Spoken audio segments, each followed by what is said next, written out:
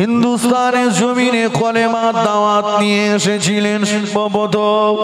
হিন্দুস্তানের জমিনে কলেমার ঝান্ডা উত্তোলন করেছিলেন খাজা গরিবে নওয়াজ মঈনুদ্দিন চিশতি আজমিরি রহমাতুল্লাহ আলাইহি।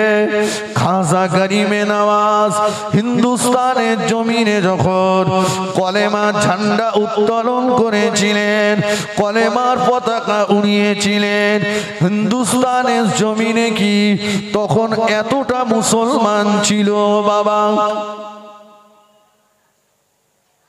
ছিল? তখন কিন্তু এত মুসলমান ছিল না। ও মারা মুরব্বীরা, পিতৃরাজের হাজারো চেষ্টা ব্যর্থ হয়ে গেল। যুগী জয়পালের জাদু ভান্ডার খালি হয়ে গেল। তাড়িয়ে দিতে পারিনি খাজা বাবাকে, বরঞ্চ খাজা বাবা নিজে হাতে করে ৯০ লক্ষ বেদিলকে মুসলমান করিয়েছিলেন। জোরে বলুন না সুবহানাল্লাহ। আচ্ছা, খাজা বাবা কাউকে জোর করে ধরে টেনে এনে কলেমা পড়িয়েছিলেন? খাজা বাবার আদর্শ দেখে মানুষ ঈমান এনে কলেমা পড়ে মুসলমান হয়েছিল, তাই না? খাজা বাবার আদর্শ দেখে মানুষ ঈমান এনে কলেমা পড়ে মুসলমান হলো। আর আজ আমাদের আদর্শ দেখে কোন দোকানদার দোকানে মাল ধার দিতেও চায় না, ঠিক কিনা বলেন? আজকে মুসলমানের ছেলেদের প্যান্ট পরা, এদের চুল কাটা, এদের মদ গাঁজা চুল্লু তাড়ি বিড়ি, এদের জেনা ব্যভিচারী দেখে গায়ের কওমেরাও হাসছে যে এরা আমাদেরকেও টপকে দিয়েছে।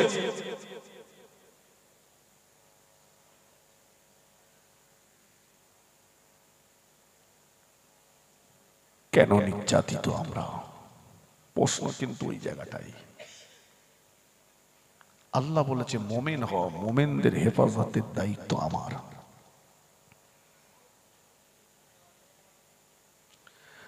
ও নওজওয়ানেরা, ও জুল্লাপুরের জওয়ানেরা, খাজা গরিবে নওয়াজ মঈনুদ্দিন চিশতি আজমিরি রহমাতুল্লাহ আলাইহি হুজুরের মাজারে কি শুধু মুসলমান যায় বাবা?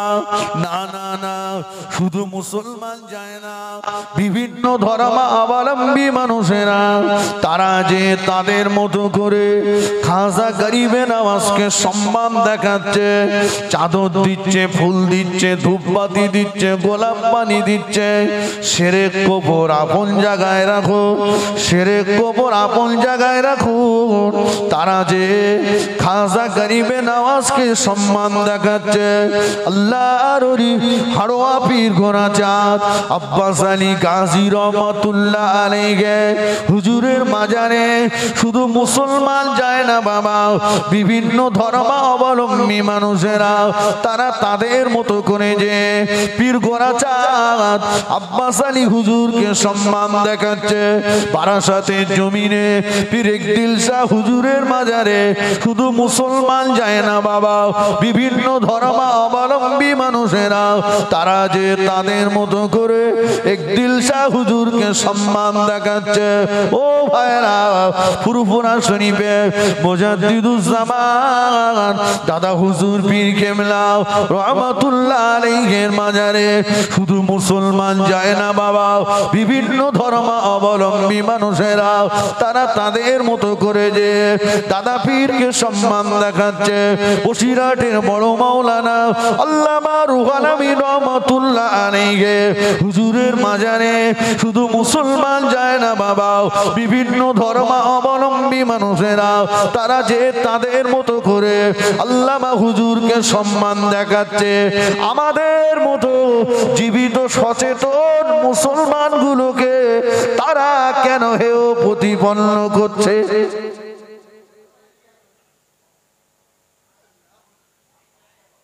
কথা বোঝা গেছে আমার? তারা তো দুনিয়া থেকে গত হয়েছেন, ইন্তেকাল করেছেন, কবরে চলে গেছেন। তাদের মাজার ধুয়ে পানি নিচ্ছে, সিজদা করছে, চাদর দিচ্ছে, শিরক কুফর আপন জায়গায় থাক, তাদেরকে সম্মান দেখাচ্ছে। আর আমরা তো জীবিত, আমাদেরকে কেন ট্রেনে বাসে চাচা ঠাট্টা বিদ্রুপ করছে কেন?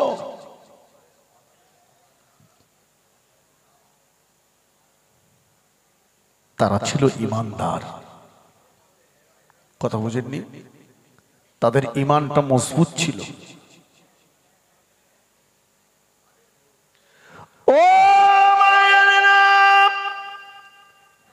তারা ছিল ঈমানদার, তারা এক আল্লাহর ইবাদত করেছে, এক আল্লাহর উপরে ভরসা রেখেছে, আল্লাহর ইবাদত করেছে, আল্লাহর উপরে ভরসা রেখেছে। তারা মেনেছে রুজির মালিক আল্লাহ, তারা মেনেছে হায়াতের মালিক আল্লাহ, তারা বিশ্বাস করেছে মৌতের মালিক আল্লাহ, তারা বিশ্বাস করেছে রোগ দেওয়ার মালিক আল্লাহ, শেফা দেওয়ার মালিক আল্লাহ, তারা বিশ্বাস করেছে সম্মান দেওয়ার মালিক আল্লাহ, সম্মান কেড়ে নেওয়ার মালিক আল্লাহ। তারা অন্তর থেকে হিংসা দূরে ছুড়ে দিয়েছে, অহংকার ফেলে দিয়েছে, অন্তরকে তারা আপনার কাছ থেকে পরিষ্কার করেছে। ও ভাইরা আমার, সমাজের দিকে তাকালে তো দেখতে পাওয়া যাবে মসজিদে আযান হলে টুপি মাথায় দিয়ে যাকে নামাজ পড়তে যেতে, ওই লোকটাকেই তো আবার দেখতে পাওয়া যাবে নামাজ পড়ে মাঠে যে পরের জমির আল ঠেলতে। যাদেরকে দেখতে পাওয়া যাবে আযান হলে টুপি মাথায় দিয়ে নামাজ পড়তে যেতে, ওদের কি তো আবার দেখতে পাওয়া যাবে ছেলে বিয়ে দিয়ে 15 টাকা নিতে। যাদেরকে দেখতে পাওয়া যাবে নামাজ পড়তে যেতে, ওদের কি তো আবার দেখতে পাওয়া যাবে চায়ের দোকানে বসে বসে টেলিভিশন দেখতে। যাদেরকে দেখতে পাওয়া যাবে দান করতে, ওদের কি তো আবার দেখতে পাওয়া যাবে এতিমের মাল আত্মসাৎ করতে। যাদেরকে দেখতে পাওয়া যাবে যাকাত দিতে, ওদের কি তো আবার দেখতে পাওয়া যাবে ভাইয়ের ফারাজ বোনের ফারাজ নষ্ট করতে। যাদেরকে দেখতে পাওয়া যাবে হজ করতে, ওদের কি তো আবার দেখতে পাওয়া যাবে পরের জমি বর্গা করতে, পরের সম্পদ তসরুফ করতে, এতিমের মাল ভক্ষণ করতে। ভালো আছে খারাপও আছে, দুটো মিলে জীবন তৈরি হয়েছে জঞ্জাল মার্কা। ঠিক কিনা? এই জঞ্জাল মার্কা জীবন যদি তৈরি হয়, ঝাঁটার আগায় আগায় ডাস্টবিনে চলে যেতে হবে। আর নাম যদি ঈমানদারের তালিকায় থাকে, আল্লাহ বলেছে ঈমানদারদের মুমিনদের হেফাজতের দায়িত্ব আমার। জোরে বলুন, আরো জোরে বলেন। মুমিন, মুমিনের ডেফিনেশন কি? মুমিনের সংজ্ঞা কি? বাপ বড় শখ করে নাম রেখেছে আব্দুল মোমেন, গেজার কলকে দম না দিলি ঘুম লাগে না। এই মোমেন কথা বলে, হ্যাঁ? বাপ শখ করে নাম রেখেছে আব্দুল মোমেন, মদ খেয়ে রাস্তায় পড়ে রয়েছে, গেজা খেয়ে চুল্লু খেয়ে বাড়ি এসে বউকে পিটছে। আছে না নাই? এ মোমেন না, এ মোমেন না। আল্লাহ নবী বললেন লা ইউমিনু আহাদুকুম, আল্লাহ নবী মুমিনের ডেফিনেশন, মুমিনের সংজ্ঞা দিলেন। ও আমার সাহাবীরা, লা ইউমিনু আহাদুকুম হাত্তা আকুনা হাব্বা ইলাইহি মিন ওয়ালিদিহি ওয়া ওয়ালাদিহি ওয়ান নাসি আজমাইন। অতক্ষণ পর্যন্ত তুমি পূর্ণ ইমানদার হতে পারবে না যতক্ষণ না পর্যন্ত তোমার পিতা মাতা, তোমার সন্তান সন্ততি, অন্যাস গোটা পৃথিবীর সব মানুষের চাইতে আমি রাসূলুল্লাহ আমাকে বেশি বেশি ভালোবাসতে না পারবে ততক্ষণ তুমি পূর্ণ ইমানদার হতে পারবে না।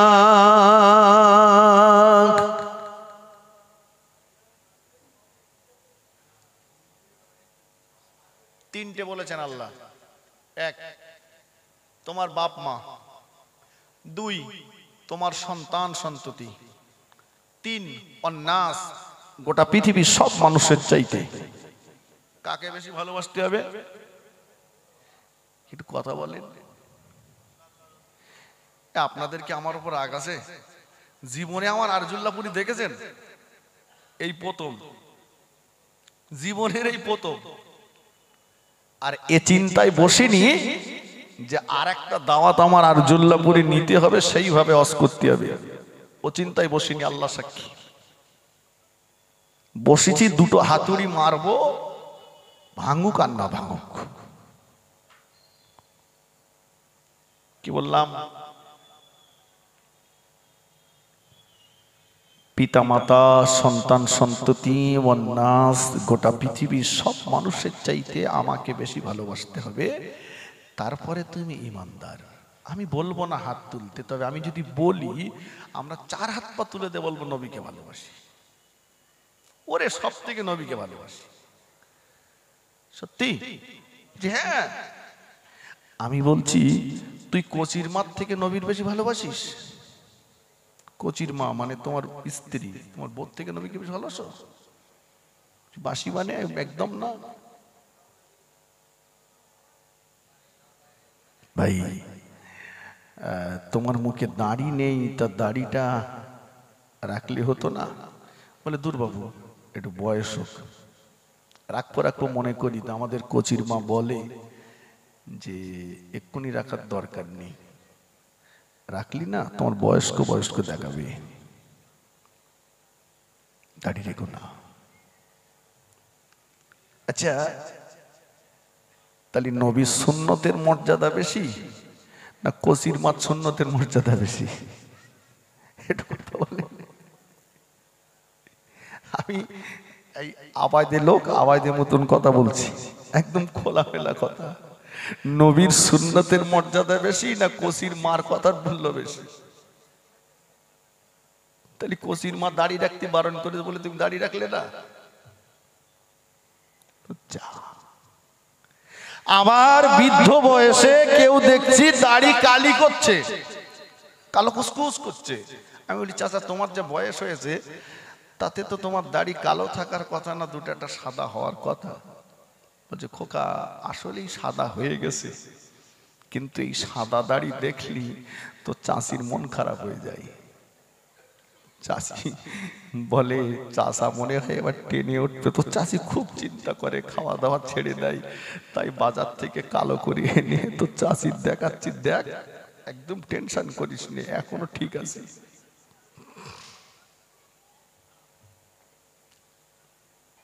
মদিনার খলিফা ওমর রাদিয়াল্লাহু আনহু ও রোম সম্রাটের দরবারে গেছেন, রোমের বাদশার দরবারে গেছেন মদিনার খলিফা ভাই। তো বাদশার দরবারে খানা পিনার ব্যবস্থা হয়েছে, রাজা বাচ্চারা খাবেন, খাওয়া দাওয়া তো একটু ভালোই হবে নাকি? জি, সব দেশের রাজা বাচ্চারা খেতে বসেছেন, ওমর রাদিয়াল্লাহু আনহু বসেছেন, খাচ্ছেন। তো খেতে খেতে একজনের হাত থেকে এক লোকমা খাওয়ার দস্তরখানায় পড়ে গেল। ওমর রাদিয়াল্লাহু আনহু দস্তরখানায় পড়ে যাওয়া ওই খাবারটা তুলে নিজে খেয়ে নিলেন। সুবহানাল্লাহ বলুন, একটু মন খুলে বলুন। সঙ্গী যিনি ছিলেন উনি বলছেন কি সর্বনাশ করলেন আপনি? কেন? বলছি এখানে সব রাজা বাদশারা আছে আর আপনি মদিনার বাদশাহ, আপনি দস্তরখানায় পড়ে যাওয়া খাবার তুলে খেয়েছেন, মান সম্মান আছে? মদিনার খলিফা ওমর রাদিয়াল্লাহু তাআলা আনহু বলেছিলেন, ও আল্লাহর নবী সাহাবী, ও আমার সঙ্গী, দস্তরখানায় পড়ে যাওয়া, খাওয়া তুলে খাওয়া, এটা হলো আমার নবী পাকের সুন্নাত। এটা হলো আল্লাহর নবীর সুন্নাত। দুনিয়ার মানুষ কে আমাকে কি বলল, দুনিয়ার মানুষ কে আমাকে কি মনে করলো, ওটা আমার কাছে দেখবার নয়, পরোয়া করবারও কোনো ব্যাপার নয়। শুনে রাখো, দুনিয়ার মানুষের সম্মানের চাইতে ওমরের কাছে আল্লাহ নবীর সুন্নাতের মর্যাদা অনেক বেশি। আর একটু জোরে বলুন সুবহানাল্লাহ।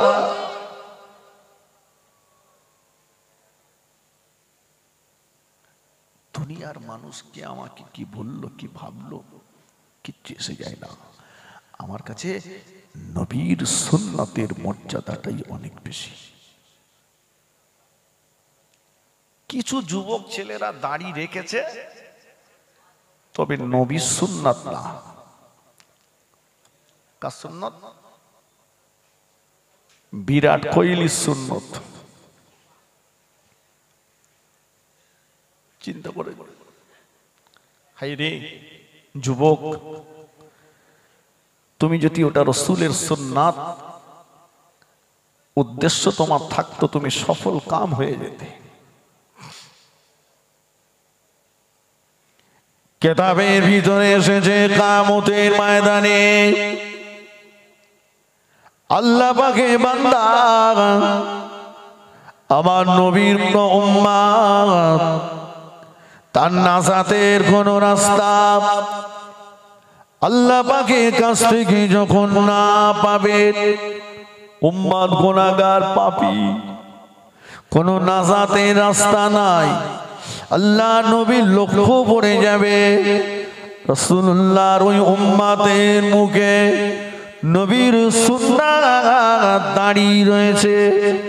আল্লাহ নবী ওই সময় আল্লাহ পাককে বলবে, ও রব্বুল আলামিন, আল্লাহ পাক একবার কুদরতি নজরে চেয়ে দেখুন, আপনার বান্দা আমার উম্মত দুনিয়ার জমিন থেকে আপনার ডাকে সাড়া দিয়েছে, কিন্তু আপনার বান্দা আমার উম্মত কিছুই সঙ্গে নিয়ে আসেনি, কাফনের কাপড়টা পরে চলে এসেছে। আল্লাহ পাক কুদরতি নজরে একবার চেয়ে দেখুন, আপনার বান্দা বিবি রেখে এসেছে, আপনার বান্দা বাচ্চা রেখে এসেছে, বান্দা দুনিয়ার জমিনে বিল্ডিং বালাখানা রেখে এসেছে, বান্দা দুনিয়ার জমিনে সহায় সম্পত্তি ঘর বাড়ি রেখে এসেছে, কিন্তু আপনার বান্দা আমার উম্মত কাফনের কাপড়ে মুড়ে, কাফনের কাপড়ের ভিতরে করে আমি রাসূলুল্লাহ আমার সুন্নাত সঙ্গে নিয়ে এসেছে। আমার সুন্নাতকে কাফনের কাপড়ের ভিতরে মুড়ে নিয়ে এসেছে। ও রব্বুল আলামিন, আল্লাহ পাক আমার সুন্নাতকে সাথে নিয়ে, সুন্নাতকে মুখে নিয়ে জাহান্নামের আগুনে জ্বলতে দেব না আল্লাহ, জাহান্নামের আগুনে যেতে দেব না আল্লাহ। আল্লাহ বলবে, ও আমার হাবিবে প্যারা, আপনি যাতে খুশি, আমি আল্লাহ তাতে খুশি। আয় আমার নবী, আপনি যাতে রাজি, আমি আল্লাহ তাতে রাজি। বাবাজি আপনার সুন্নাতকে জিন্দা রাখবার কারণে আপনার ওসিলাতে বান্দার জীবনের তামাম গুনাহগুলো আমি আল্লাহ ক্ষমা করে দিলাম। আর একটু জোরে বলুন সুবহানাল্লাহ।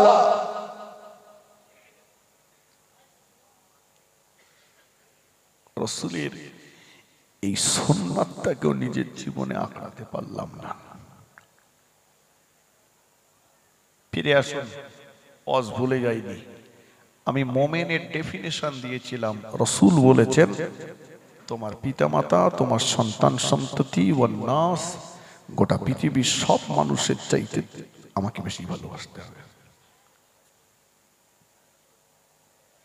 আচ্ছা ভাই, যাকে ভালোবাসতে হবে সবচাইতে বেশি, প্রথমত একবার দেখে নি একটু, তিনি কি সবচাইতে আমাদের বেশি ভালোবাসেন? আমার কথা বোঝা যায়নি? ভালোবাসা তো একতরফা হয় না, হয় কি? আমি যদি বলি বাবাজি আমি আপনাকে ভালোবাসি, আপনি যদি বলেন খোকা আমি তোমার ভালোবাসি, ভালোবাসা হলো না। ভালোবাসা তো দুই তরফা দরকার। তো রাসূল বলছেন যে সবচাইতে বেশি আমাকে ভালোবাসতে হবে। আমরা আগে দেখি নবী আমাদেরকে ভালোবাসেন কিনা। বেশি না, একটা দুটো। খোদ মহান আল্লাহ কোরআনে বলছেন লাকাদ জাআকুম রাসূলুম মিন আনফুসিকুম, আমি আল্লাহ তোমাদের ভিতর থেকে তোমাদের জন্য একটা নেতা বানিয়েছি। সুবহানাল্লাহ। আল্লাহ বলছেন তোমাদের ভিতর থেকে তোমাদের জন্য একটা নেতা বানিয়েছি। কেমন নেতা? আল্লাহ বললেন আজিজুন আলাইহি মা আনিতুম, যিনি তোমাদের দুঃখে দুঃখিত হন, তোমাদের কষ্টে কষ্ট পান, তোমাদের সুখে সুখী হন। হারিসুন আলাইকুম, সর্বদাই তিনি চান তোমরা সুখে থাকো, তোমরা সুখী হও, তোমরা জান্নাতি হও। জোরে বলুন। নবীর ঘর এটা, তাই তো নাকি? এই নবীর ঘরের জলসা কি প্রতিদিন হবে? না। নবীর ঘরের জন্য একটা সময় দিতে পারলাম না, একটা রাতের কিছুটা সময়।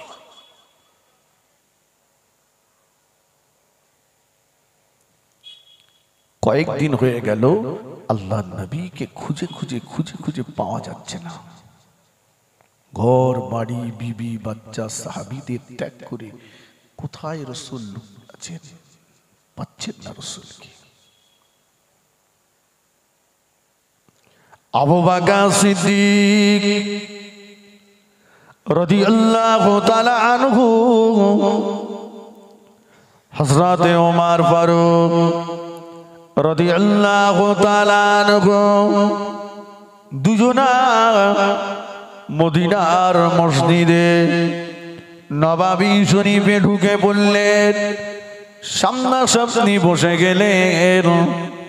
সিদ্দিক আকবর বললেন ওই ওমর, কয়েকদিন হয়ে গেল দয়ার নবীর চাঁদ মুখখানা চোখে দেখতে পাই না।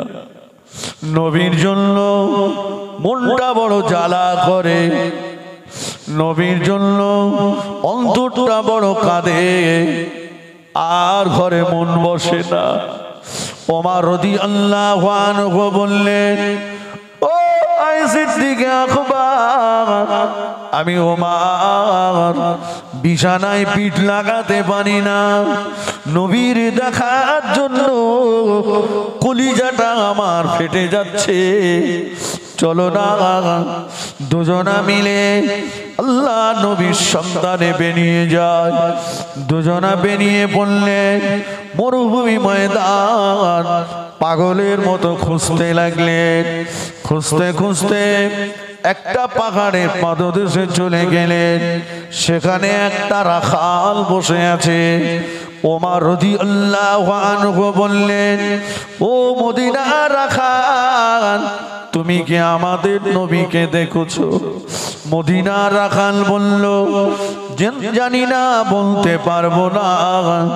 তবে একটা কথা আপনাদের বলতে পারি, ওই যে পাহাড়ের উল্টো দিকে খেজুর বাগানটা দেখতে পাচ্ছেন, যদি পারেন চলে যান খেজুর বাগানের ভিতরে, তবে সাবধানে যাবেন। গাছগুলো ঘন ঘন, কাঁটাগুলো ঘন ঘন, বাগানে ঢোকাও বড় কষ্টকর। জানি না কে যেন একজনা ব্যক্তি ওই বাগানের ভিতরে জবান দিয়ে কি বলছেন আর কাঁদছেন। উনি যদি আপনাদের নবী হন, ওনাকে নিয়ে বাড়ি চলে যান, কেননা ওনার কান্নার আওয়াজ পেয়ে আমার পালের ভিতরে যত মেষ দুম্বা ছাগল ভেড়া ছিল, কেউ তারা আর খাওয়ারে মুখ দেয় না। হযরত আবু বকর সিদ্দিক রাদিয়াল্লাহু তাআলা আনহু, ওমর ফারুক রাদিয়াল্লাহু তাআলা গুড়ি গুড়ি মেরে কষ্ট করে মদিনার খেজুর বাগানে ঢুকে পড়লেন। ঢুকে দেখেন একটা খেজুর গাছের নিচে সিজদায় পড়ে যে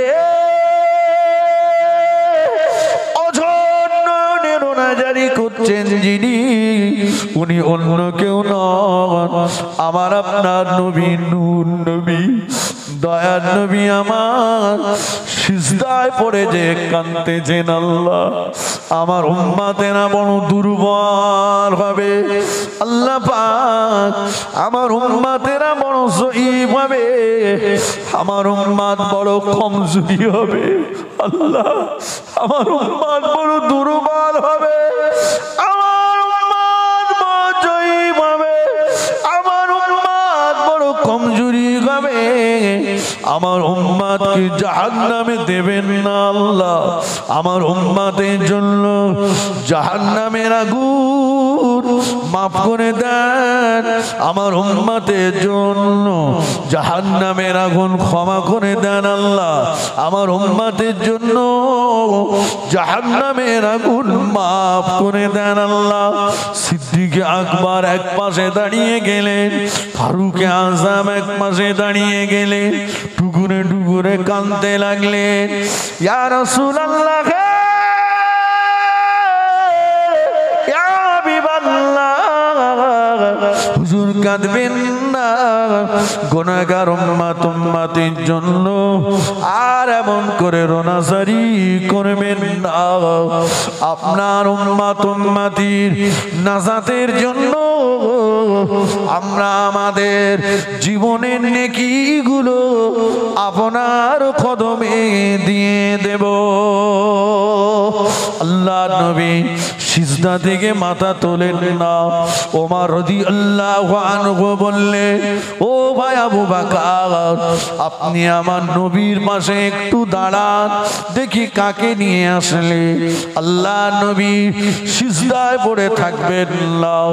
ওমর রাদিয়াল্লাহু আনহু খেজুর বাগান থেকে বার হলেন, পাগলের মতো দৌড়াতে লাগলেন। দৌড়ে দৌড়ে দৌড়ে দৌড়ে নবীর জামাতা আলী রাদিয়াল্লাহু তাআলা আনহু চলে গেলেন। ও নবীর জামাতা, ও আল্লাহ নবীর জামাতা আলী, নবীর সন্তান পেয়েছি, আমার নবীকে খুঁজে খুঁজে পেয়েছি। তবে নবী মদিনার খেজুর বাগানে সিজদায় পড়ে যে গুনাহগার উম্মত উম্মতির জন্য রোনাজারি করছে, গুনাহগার উম্মত উম্মতির জন্য কাঁদছে। কত চেষ্টা করলাম, সিজদা থেকে মাথা ওঠাতে পারলাম না। মনে হয় আপনি নবীর জামাতা, আপনি গেলে নবী আর সিজদায় পড়ে থাকবেন না।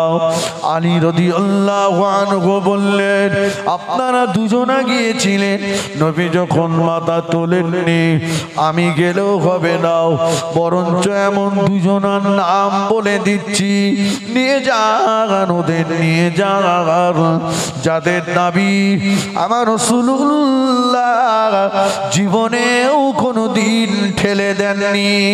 যাদের দাবি আল্লাহ নবী জীবনেও কোনো দিন প্রত্যাখ্যান করেননি, ওরা অন্য কেউ নয়, ওরা হলো আমার দুই বেটা ইমাম হাসান ইমাম হুসাইন রাদিয়াল্লাহু তাআলা আনহুমা।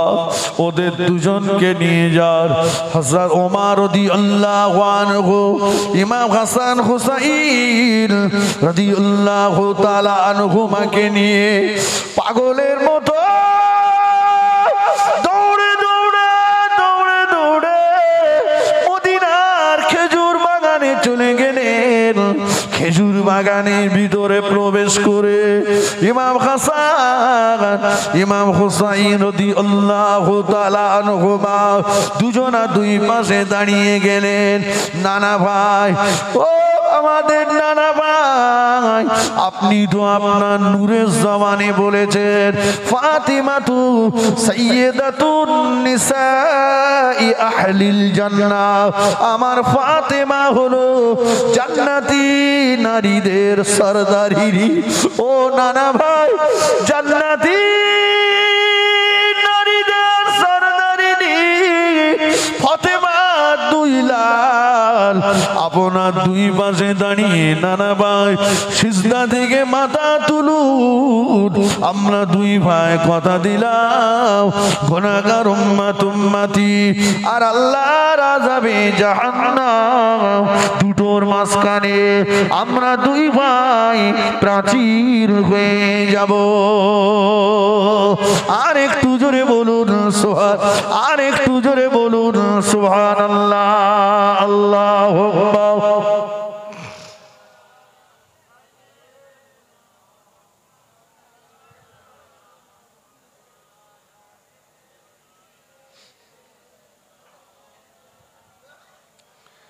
একটু মন খুলে পড়ে না আল্লাহুম্মা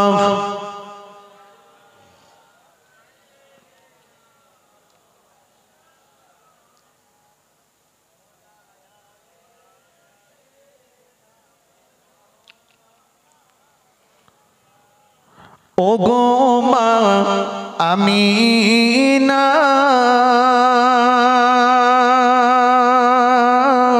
তোমার কুড়ে ঘরে রহমত খোদার পড়ে ঝরে ঝরে। ওগো মা আমিনা তোমার ভাঙা ঘরে রহমত খোদার পড়ে ঝরে ঝরে। আল্লাহুম্মা সাল্লি আলা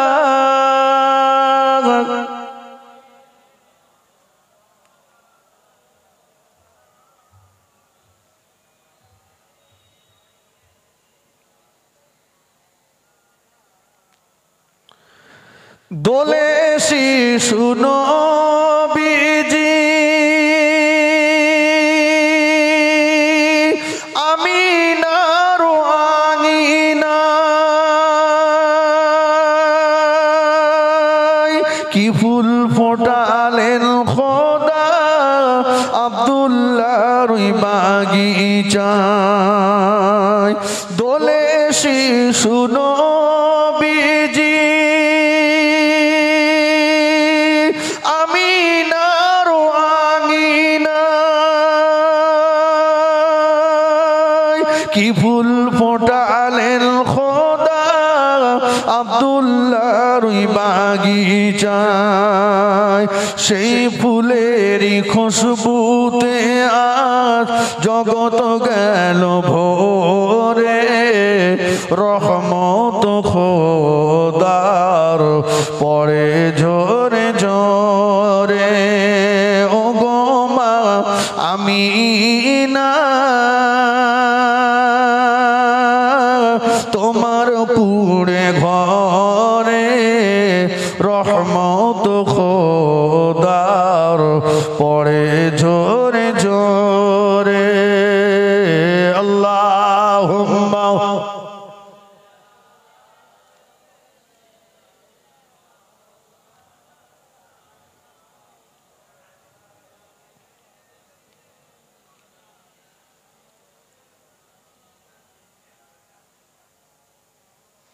আমার ভাই বাবাজিরা, ওয়াজ আমার মনে আছে কোথা থেকে আমি আগে পরিচয় করাচ্ছিলাম যে রাসূলুল্লাহ আমাদেরকে ভালোবাসেন কিনা। আল্লাহ রাসূল খুদ নিজেই বলেছেন, হায়াতি খায়রুল লাকুম ওয়া মামাতি খায়রুল লাকুম। আমি রাসূলুল্লাহ, আমার দুনিয়ায় বেঁচে থাকাটাও তোমাদের জন্য কল্যাণকর, আমার ইন্তেকালের পরের জীবনটাও তোমাদের জন্য কল্যাণকর। জোরে বলুন। তাহলে রাসূলুল্লাহ সাল্লাল্লাহু আলাইহি ওয়াসাল্লাম ঘর বাড়ি বিবি বাচ্চা ছেড়ে ওই খেজুর বাগানের ভিতরে পড়ে যে কাঁদছেন, কাদের জন্য বাবা? কাদের জন্য? আমাদের জন্য। আল্লাহ রাসূল দ্বীনের দাওয়াত দিতে ঘর থেকে বাইরে বেরিয়ে গেলেন। আল্লাহর ওয়াহদানিয়াতের বাণী, একত্ববাদের বাণীতে ঘর থেকে বেরিয়ে গেলেন। আমরা একটা সময় দেব নাই, ব্যস্ত ব্যস্ত ব্যস্ত, খালি ব্যস্ত। কথা সত্য না মিথ্যা? দেখবেন শুক্রবারে একটু মসজিদে যায়, ইমাম সাহেব যখন খুতবা দিচ্ছে তখন ঢুকছে, 2 রাকাত পড়ি পালাচ্ছে। আপনাদের কি অবস্থা আমি জানি না, পালাচ্ছে। ইমাম সাহেবের কেরাত যদি লম্বা হয়, বায়ান যদি লম্বা হয়, দোয়া যদি লম্বা হয়, মসজিদ থেকে বেরিয়ে বলছে এই ইমামাত চলবে না। কেন গো? বলছে খেয়ে খেয়ে গায়ে না চর্বি জমে গেছে, যে দোয়া ধরেছে দোয়া শেষ করে না। যে লোকটাই ইমাম সাহেবের সমালোচনা করছিল, ওই লোকটাই মসজিদ থেকে বেরিয়ে চায়ের দোকানে বসে ঘন্টার পর ঘন্টা পরের গীবত করছে, সেখানে ওর ব্যস্ততা নাই। ঠিক কিনা বলেন? মাদ্রাসায় আসলে ব্যস্ত, মসজিদে আসলে ব্যস্ত, জলসায় আসলে ব্যস্ত, ওখানে ব্যস্ততা নাই। আল্লাহ রাসূল সাল্লাল্লাহু আলাইহি ওয়াসাল্লাম দ্বীনের দাওয়াত দিতে ঘর থেকে বেরিয়ে গেলেন। বাড়িতে রাসূলের জন্য ইন্তজার করছেন নবীর বিবি আম্মা জান খাদিজাতুল কুবরা রাদিয়াল্লাহু আনহা, ফাতেমাতুজ জাহরা রাদিয়াল্লাহু আনহা বেটি। অনেকক্ষণ পার হয়ে গেল, সময় হয়ে গেল, এখনো আল্লাহ নবী ঘরে ফিরছেন না। বাবা, ঘরে যদি মেয়ে থাকে, বাপ যদি কোথাও যায়, বাড়িতে আসতে দেরি করলে মেয়ে খোঁজ নেয় না, নেয় না? আপনারা কি বলে? মেয়ে তার বাপকে খুব বেশি ভালোবাসে, ঠিক কিনা বলে? মেয়ে বাপকে বেশি ভালোবাসে, অথচ সমাজে কিছু বাপ আছে এরা গাদ্দার, মেয়ের সম্পত্তি তসরুফ করে সব ছেলের নামে লিখে দিয়েছে। কত বোঝনি? আপনাদের আরিজুল্লাহপুরে এ জিনিস নেই, তবে যদি থাকে ওর কবরে সেকেন্ডে সেকেন্ডে বাস পড়বে। গোটা পৃথিবীতে যত হুজুর আছে সবাই যদি ওর কবরের পাশে কাঁদে, ওর কবরে বাস পড়া বন্ধ হবে না। একটাই লাইন, মেয়ে যদি ক্ষমা করে তো ক্ষমা, তা না হলে ক্ষমা নেই। বলে ক্ষমা নেই আপনি বলছেন কি করে? আমি হজে গিয়েছিলাম, জীবনের গোনা সব মাফ করে বাড়ি এসেছি। আমি কোন হাজী সাহেবকে টার্গেট করে বলছি না, আল্লাহ আমি গুনাহগারকেও একাধিকবার মক্কা মদিনায় নিয়ে গেছেন। কিন্তু ছোট হুজুর কেবলা বলতেন, মক্কায় যাইয়া ঠক্কর খাইয়া নাম রাখেঙ্গে হাজি, খো না যাইয়ে ফসলত না যাইয়ে जो पाजी सो पाई। কথা বুঝেননি? আপনি হজ করেছেন, আলহামদুলিল্লাহ, ইজ্জত দরজা আল্লাহ আপনাকে দিয়েছে, মকবুল হজের বদলা হলো আল্লাহ পাকের দয়ার জান্নাত। সুবহানাল্লাহ। তবে পরিবর্তন হতে হবে। রাসূলুল্লাহর মাজারে যাচ্ছেন আর মেয়েটা কাঁদছে, রাসূলের মাজারে যে সালামের জবাব পাবেন, আল্লাহ রাসূল ইন্তেকালের সময় রাসূলুল্লাহর মোবারক মাথাটা আম্মা জান আয়েশা সিদ্দিকা রাদিয়াল্লাহু আনহার কোলে। ফেরেশতা আজরাইল আলাইহিস সালাম আল্লাহর নবীর সিনা মোবারক শাহাদাত আঙ্গুলটা রেখেছে। আজরাইল, আমার মনে হচ্ছে ওহদ পাহাড়টা বুকের উপরে চাপিয়ে দিয়েছেন, একটা কষ্টের। ওই রকম একটা কঠিন সময়তে দরজার পাশে দাঁড়িয়ে দাঁড়িয়ে দাঁড়িয়ে দাঁড়িয়ে বেটি ফাতেমা রাদিয়াল্লাহু তাআলা আনহা ঝরঝর ঝরঝর করে কাঁদতেছে। আল্লাহর নবী ওই অবস্থাতে ইশারা করে বেটি ফাতেমাকে ডাকলেন, মা ফাতেমা, ও মা ফাতেমা, আমার দিকে আগিয়ে এসো মা। আল্লাহ নবীর বেটি খাতুনে জান্নাত ফাতেমাতুজ জাহরা রাদিয়াল্লাহু তাআলা আল্লাহ নবীর দিকে আগিয়ে গেলে দয়ার নবী আমার হাতটাকে বাড়িয়ে দিয়ে ফাতেমা চোখের পানি মুছে দিয়ে বললেন, বেটি রে, কেন এমন করে কাঁদছো? কেন এমন করে চোখের পানি ফেলছো? ও বেটি ফাতেমা, তোমার কান্না দেখে আমার বড় কষ্ট হচ্ছে। তোমার কান্না দেখে আমার কলিজাটা ফেটে যাচ্ছে। মা কেঁদো না, মা কেঁদো না, এমন করে রোনাজারি করো না। ও বেটি ফাতেমা, আমি তোমার কান্না দেখে যেতে চাই না মা, তোমার হাসি মুখটা দেখে যেতে চাই। ফাতেমাতুজ জাহরা চোখের পানি বন্ধ হয় না।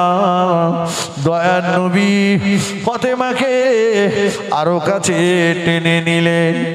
ও বেটি ফাতেমা, কেঁদো না মা, কেঁদো না। তোমার কান্না দেখে কলিজাটা যেন আমার ফেটে যাচ্ছে মা, বুকটা যেন আমার ফেটে যাচ্ছে মা, কেঁদো না। কেউ চিরকাল বেঁচে থাকবে না, সবাইকে একের পর এক চলে যেতে হবে মা।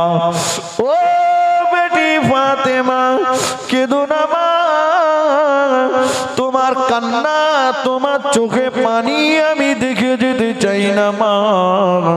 আমি তোমার আব্বা জান বলছি, আমার ইন্তেকালের পরে আমার বংশের ভিতরে সর্বপ্রথম তোমার সঙ্গে আমার দেখা হবে।